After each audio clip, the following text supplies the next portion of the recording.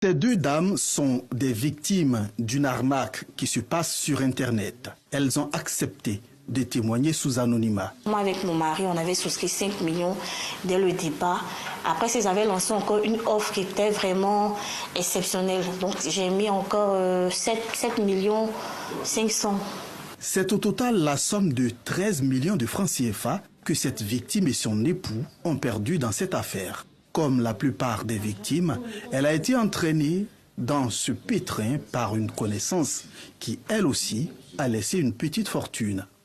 Je suis tombée sur la plateforme du nom de Ibis Group.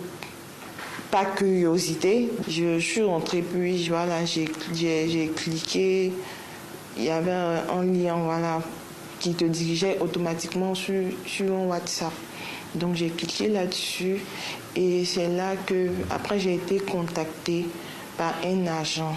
Et c'est là que, il a commencé à me parler de l'affaire en question. Il m'a dit que c'est du trading, ils font de la bourse en ligne, un truc comme ça. La bourse en ligne ou le trading, une opportunité d'affaires qui attise les convoitises de plus d'un. En tout cas, c'est cette niche financière que ces deux hommes qui ont fini leur course dans les filets de la PLCC, plateforme de lutte contre la cybercriminalité, sous tutelle du ministère de l'Intérieur et de la Sécurité, exploiteraient pour se faire de l'argent, avec une combine dont ils seraient les seuls à maîtriser. Lorsque nous contactons quelqu'un qui sait créer un site, il crée le site et nous sommes administrateurs du site. Et lorsque un investisseur fait un paiement, nous activons, chaque investisseur a un compte sur le site. Nous activons le montant d'investissement du client qu'il a effectué.